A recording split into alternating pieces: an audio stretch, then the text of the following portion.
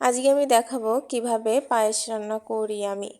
পায়েস রান্নাটা মোটামুটি কম বেশি সবাই পারে, তবে এক একজন এক এক রকমভাবে রান্না করে। তো আমি যেভাবে পায়েসটা রান্না করি আজকে আমি আপনাদের সেইভাবেই দেখাবো। তো পায়েস রান্নার জন্য কি কি লাগে সেটাও তো আমরা সবাই জানি কম বেশি, তারপরেও দেখিয়ে দিই। এই যে চালটা দিয়ে আমি পায়েস রান্না করব। পোলাও চাল বলেন বা সুগন্ধি চাল বলেন বা গোবিন্দভোগ চাল বলেন, আমি 200 গ্রামের মতো চাল নিয়েছি। হাফ লিটার দুধ নিয়েছি, গরুর খাঁটি দুধ এইটা। আছে কিশমিশ আর আছে চিনি। লবণটা আর দেখালাম না, লবণটা তো সবাই জানে। তো আমি হাঁড়িতে দুধ দিয়ে হাফ লিটার দুধ ঢেলে দিয়েছি এবং আমি এই হাফ লিটার দুধের ভিতর আবার হাফ লিটার জলও দিয়েছি। তারপরে এটাকে আমি জালে বসিয়ে দিয়েছি। এদিকে কিশমিশগুলো বের করে রেখেছি, এগুলো আমি ধুয়ে রেখে দেবো, যে কয়টা কিশমিশ দেবো আর কি। আর এদিকে আমি চালটা ধুয়ে অলরেডি জল ঝরিয়ে রেখে দিয়েছি। এখন দুধটা ফুটে উঠেছে, দেখতেই পাচ্ছেন। দুধটা ফুটে উঠলে আমি চালটার ভিতর দিয়ে দেব।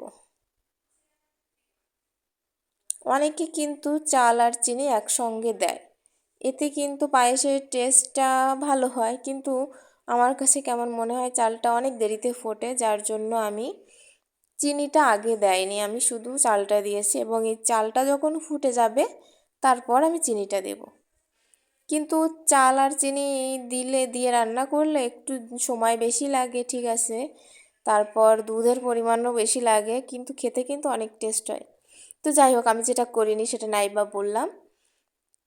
এ পর্যায়ে দেখতে পাচ্ছেন আমার চালটা প্রায় ফুটবে হয়ে গিয়েছে, দেখা যাচ্ছে।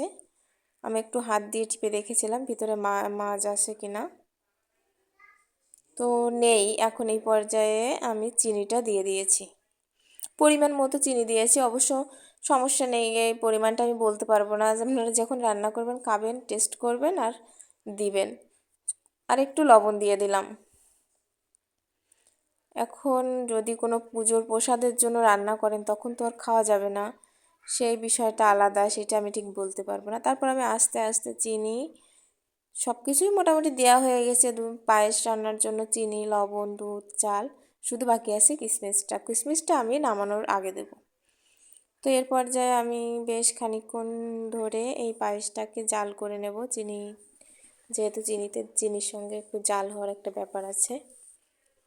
এরকম লাস্টের দিকে এসে এরকম হাতা দিয়ে শুধু ঘুরবো, এতে কি হবে পায়েসটা একটু ঘন হয়ে যাবে, যার জন্য আমি ঘন ঘন হাতা দিয়ে ঘুরছি, আপনারা দেখতেই পাচ্ছেন। পায়েস রান্নার এটাও একটা পদ্ধতির ভিতর পড়ে, লাস্টের দিকে এসে এরকম ঘোটা, শুধু ঘুরবেন, বেশি বেশি করে ঘুরবেন, যত বেশি ঘুরবেন তত পায়েসটা বেশি গাঢ় হবে, আঠালো হবে। তো এবার যে আমার পায়েসটা শেষ হয়ে রান্না হয়ে গিয়েছে, উপরে কিশমিশ দিয়ে দেব আমি কিছু। দেখতেই পাচ্ছেন বুদবুদ করা শুরু হয়ে গিয়েছে, মানে আমার পায়েসটা নামানোর মতো হয়ে গিয়েছে। তো কিশমিশগুলো আমি দিয়ে দিয়েছি, এবার একটু নেড়ে চেড়ে নেব। গ্যাসটা আমি অলরেডি বন্ধ করে দিয়েছি, এখন শুধুমাত্র এটাকে নামানোর পালা। তো আমি বাটিতে নামিয়ে নিয়েছি সুন্দর করে, তারপর একটু ঠান্ডা হলে খেয়ে দেখবো। তো ধন্যবাদ।